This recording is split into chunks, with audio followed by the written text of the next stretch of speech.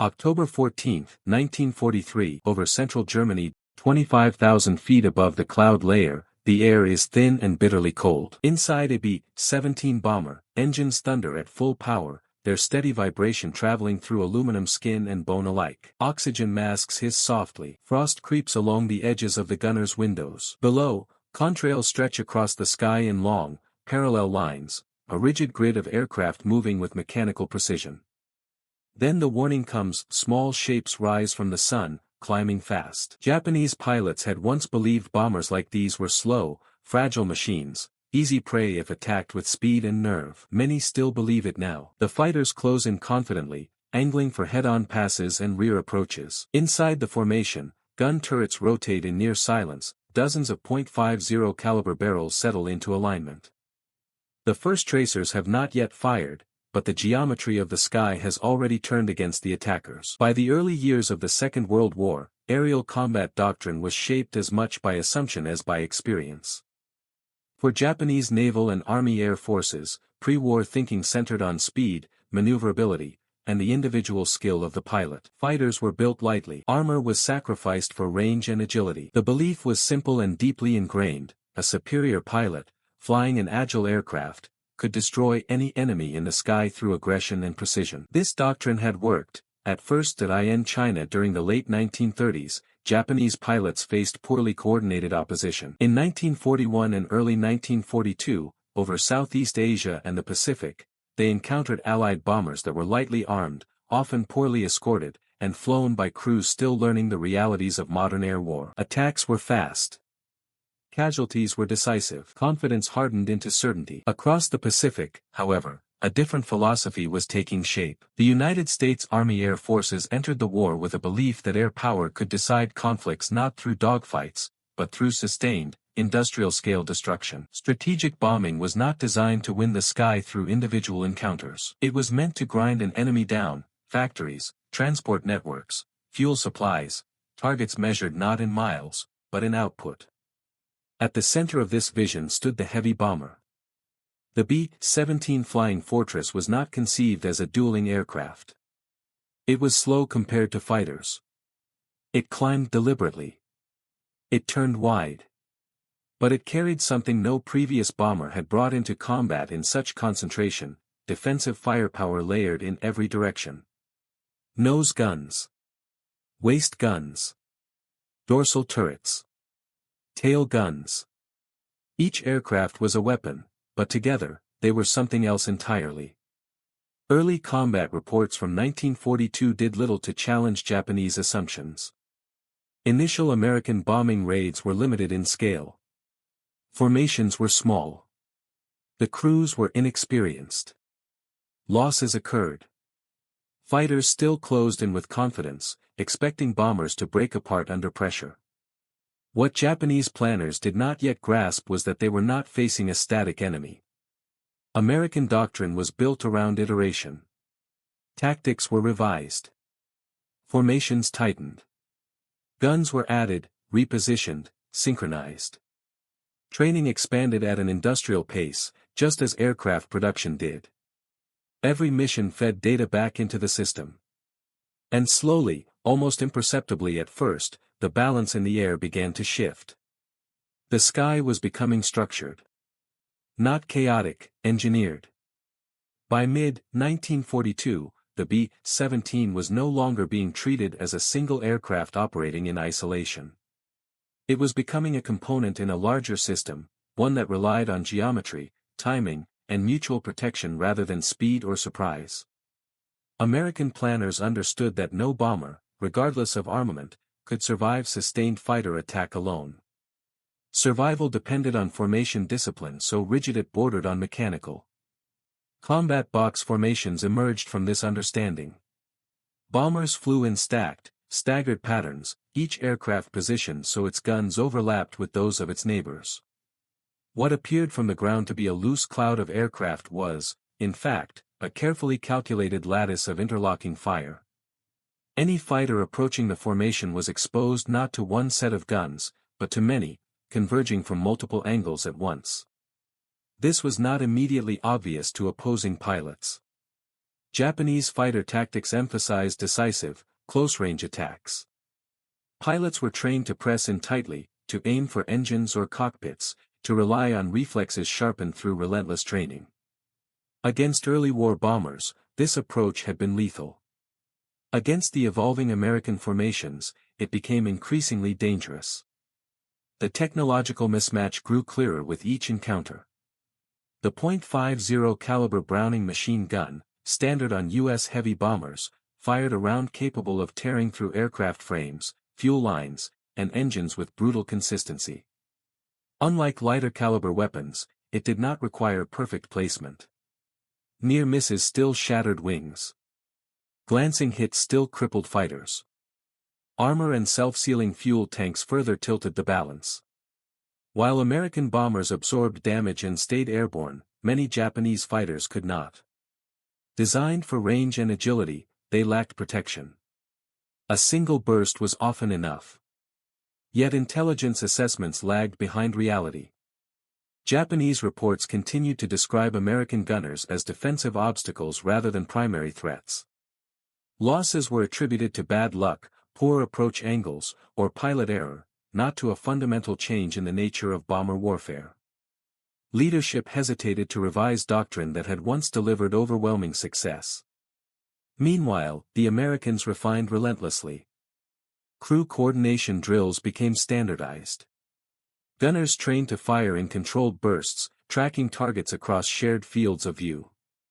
Communication protocols improved. Bombers learned to hold formation even while under attack, resisting the instinct to scatter, because separation meant death. By late 1942 and into 1943, the skies over contested regions were no longer arenas for individual combat. They were becoming kill zones shaped by mathematics en masse. Japanese pilots were still flying toward what they believed were vulnerable targets. They had not yet realized they were entering a trap. Inside a B-17 formation, fear was not sudden. It was constant. Crews lived with it from the moment wheels left the runway. Hours of engine noise. Hours of cold that seeped through flight suits and gloves. Hours of waiting for something to appear in the distance, a flicker of movement against the glare of the sun or the flat gray of a high-altitude cloud. When fighters came, there was rarely surprise. There was only confirmation. Gunners occupied the most exposed positions in the aircraft. Waist gunners stood beside open windows, wind tearing at their bodies, hands numbing around steel grips. Tail gunners lay prone in cramped compartments, isolated from the rest of the crew, watching the empty sky behind them for shapes that grew larger with terrifying speed. Each man knew his field of fire. Each knew the arcs of the guns beside him. Their survival depended on discipline, not heroics. Training emphasized restraint, firing too early wasted ammunition. Firing too late invited collision. Gunners were taught to wait until fighters crossed invisible lines in the sky, distances calculated not by instinct, but by lethality. When they fired, they did so in short, controlled bursts, walking tracers into converging paths. From the outside, the effect was deceptive. Japanese pilots often reported that the bomber seemed slow to react. Turrets rotated calmly. No frantic motion. No evasive breakaways. The formation held its course, engines steady, altitude constant. This apparent passivity reinforced old assumptions, that the bombers were rigid, predictable, vulnerable. Then the fire began. Not as scattered shots, but as walls, streams of .50 caliber tracers crossed in front of attacking fighters, rising and falling in deliberate patterns. A pilot aiming at one bomber suddenly found himself under fire from 3 or 4 others. Attacks that should have lasted seconds became desperate struggles to escape converging kill zones. The psychological impact was immediate. Fighters entering head-on passes were met with closing fire from nose turrets and top guns simultaneously. Rear attacks, once considered safest, became fatal corridors dominated by tail guns reinforced by waist positions from adjacent aircraft. Even near misses were dangerous. Shockwaves rattled cockpits, fragments tore through control surfaces. For bomber crews, each successful defense reinforced belief in the system. The formation was safe. Separation was death. As losses mounted on the attacking side, confidence inside the bombers hardened into grim resolve. They were no longer simply targets enduring attack.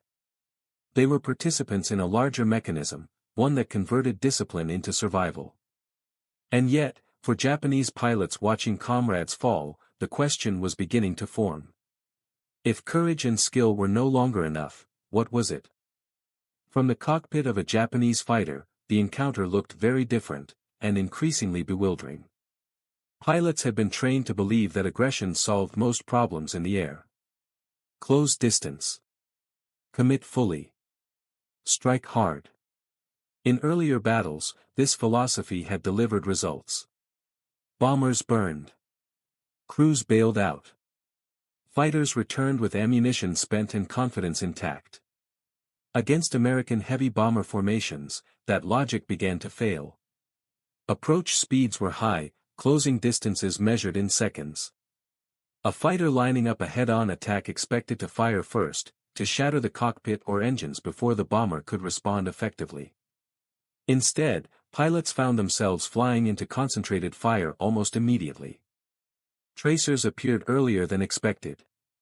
Not from one aircraft, but from several, converging from slightly different angles, leaving no clean escape path. Aircraft design magnified the danger.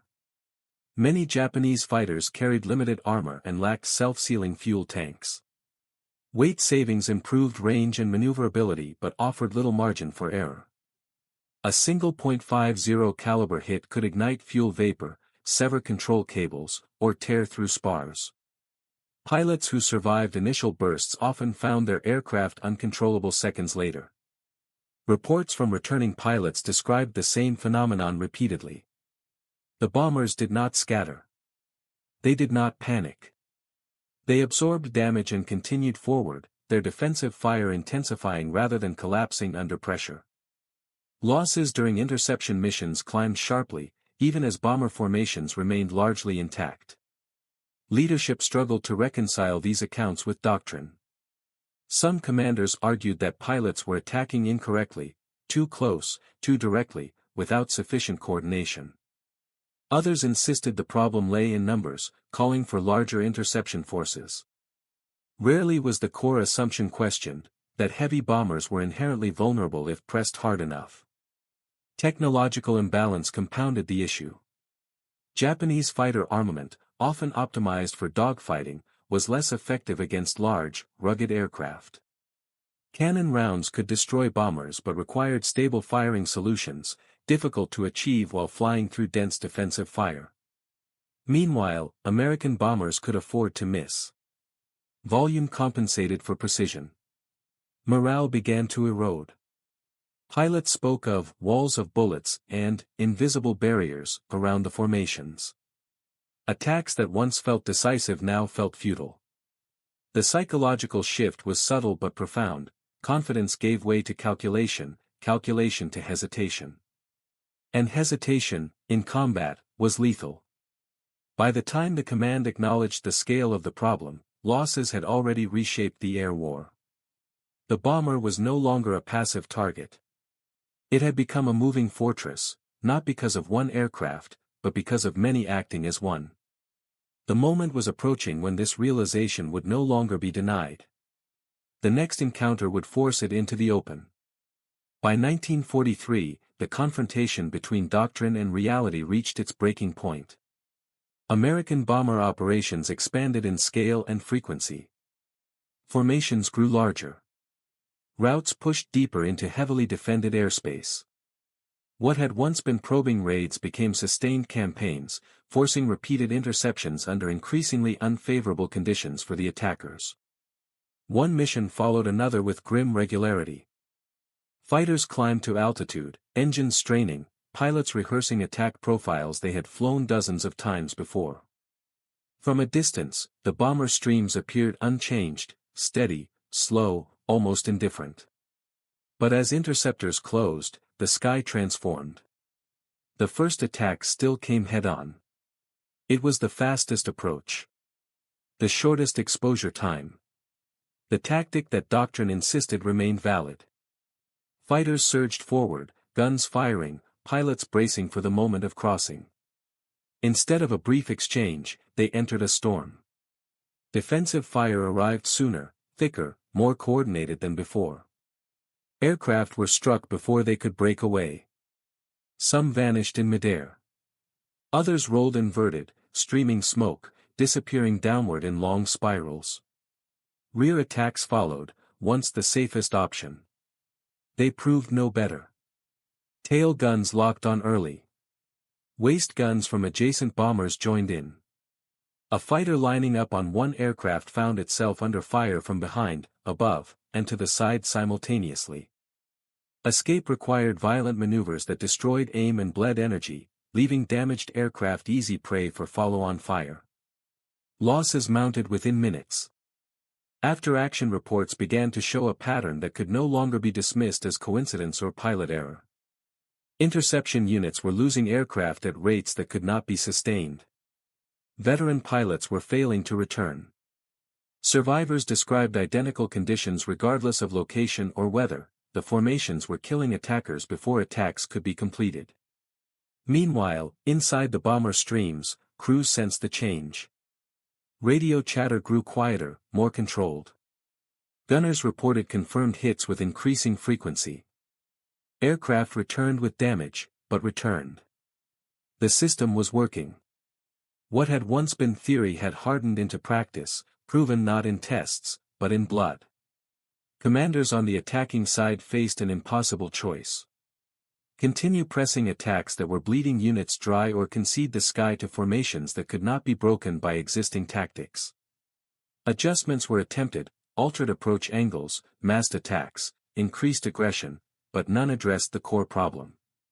The bombers were no longer individual targets. They were a moving environment of fire. The decisive realization was forming, slowly and painfully. If the formations could not be shattered from the outside, then the entire premise of interception had to change. That realization would arrive fully in the next encounters, when losses became so severe that denial was no longer an option. The moment of reckoning did not arrive in a single battle.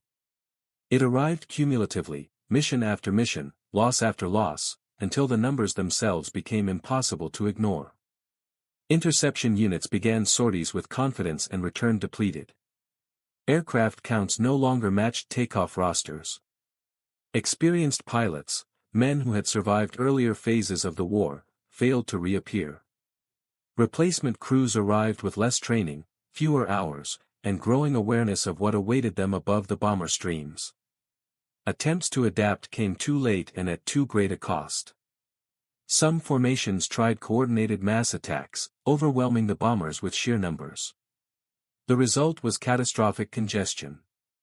Fighters entered the same airspace simultaneously, colliding with defensive fire meant for others. Tracers tore through tightly packed attackers. One damaged aircraft became an obstacle for the next. Instead of saturation, the formations fed themselves into overlapping kill zones. Other units attempted oblique or vertical attacks. Climbs from below exposed fighters to belly and waist guns. Diving passes increased speed but reduced firing windows to fractions of a second, insufficient against armored bombers that could absorb glancing hits. Even successful strikes often left attacking aircraft too damaged to disengage safely. The statistics told a brutal story. For every bomber destroyed, multiple fighters were lost or damaged beyond repair. Attrition began to hollow out squadrons faster than they could be replenished. Aircraft production could not keep pace. Training pipelines strained. The experience gap widened with every mission. Inside the bomber formations, the effect was unmistakable. Crews began to recognize patterns, where attacks would come from, how long they would last, when they would break. Gunners spoke less of fear and more of procedure. Fighters that pressed attacks too long simply did not survive. The defensive system no longer felt theoretical. It felt inevitable. The psychological shift was decisive. For the attackers, interception was no longer a contest of skill. It was an exercise in loss management. Pilots spoke openly of the impossibility of breaking formations with existing equipment and doctrine. Some began aborting attacks early. Others fired from longer ranges, hoping for damage rather than destruction, a tacit admission that close engagement was suicidal. Air superiority does not change hands in moments of spectacle. It changes when one side realizes it can no longer afford to fight the way it once did. By late 1943, that realization had set in. The bomber formations continued forward, their courses unchanged, their losses acceptable within the logic of industrial war. Opposing air units faced a new reality, one in which bravery and aggression were no longer decisive. The sky itself had become hostile territory. What followed would reshape strategy, resources, and morale on both sides of the conflict. The consequences unfolded with mathematical clarity.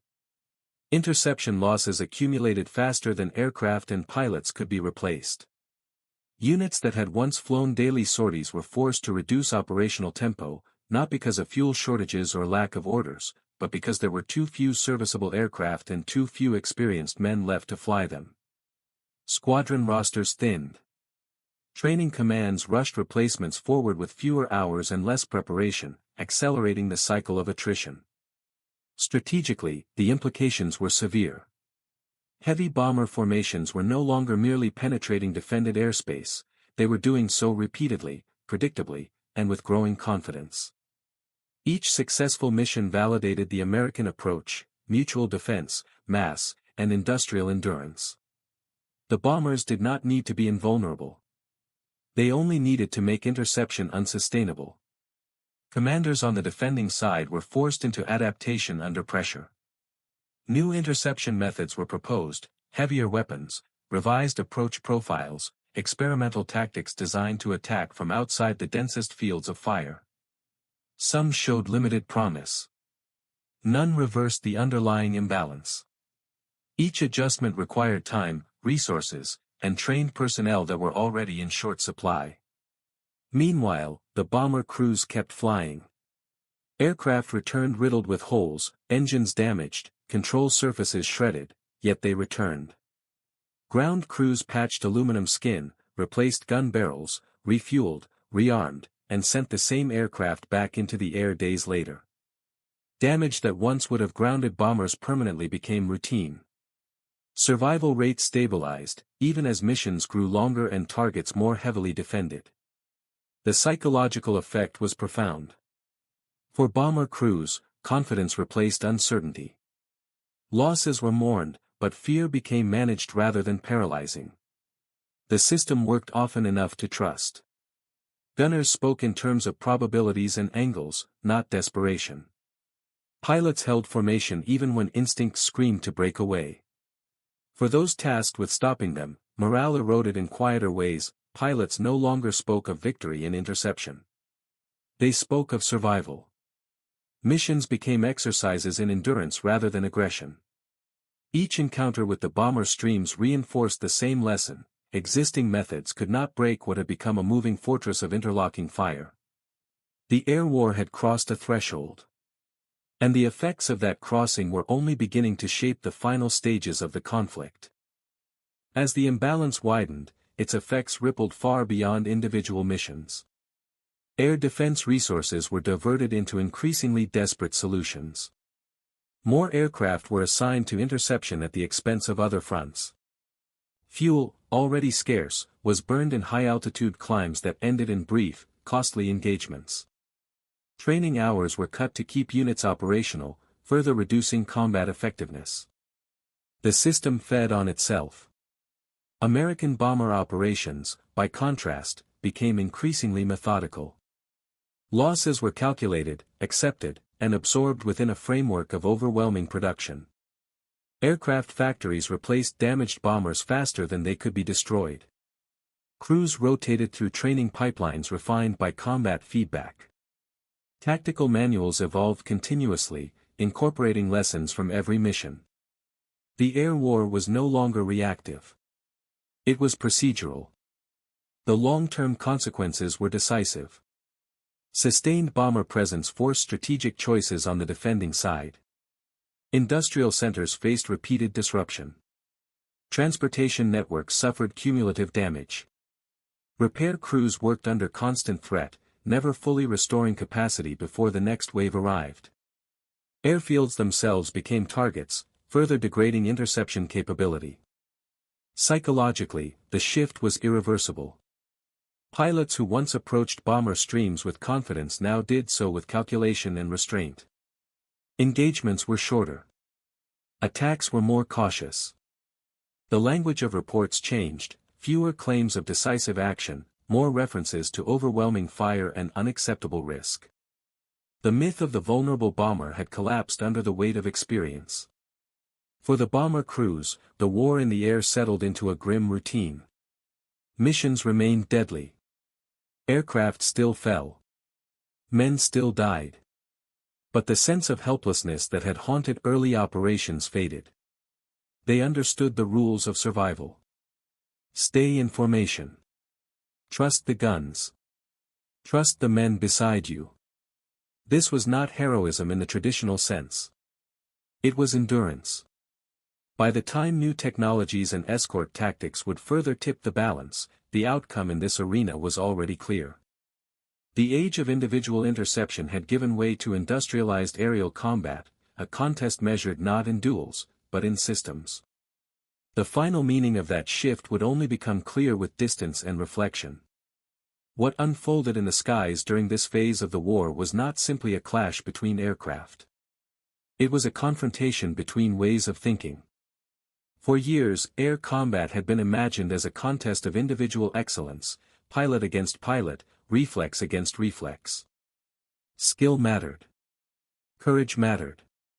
But against massed bomber formations, those qualities alone proved insufficient. The sky was no longer an open arena. It had been structured, engineered, and weaponized. The B-17 formations did not win because they were indestructible. They won because they changed the logic of survival. By turning defense into a collective act, they transformed vulnerability into endurance. Every gunner, every position, every aircraft existed not for itself, but for the formation as a whole. Survival became a shared responsibility, enforced by discipline rather than instinct. For those who attacked them, the lesson was brutal. Aggression without adaptation became waste. Doctrine without revision became a liability. The air war punished certainty and rewarded systems that could learn, absorb loss, and continue forward unchanged. This shift echoed far beyond the bombers themselves. It signaled the arrival of industrialized warfare in the sky, where victory belonged not to the fastest aircraft or the bravest pilot, but to the side that could integrate technology, training, and production into a single, relentless process. In that environment, the individual still mattered, but only as part of something larger. The bomber formations moved on, mission after mission, leaving behind a new understanding of modern war, that sometimes, the most decisive weapon is not the one that strikes hardest, but the one that cannot be stopped.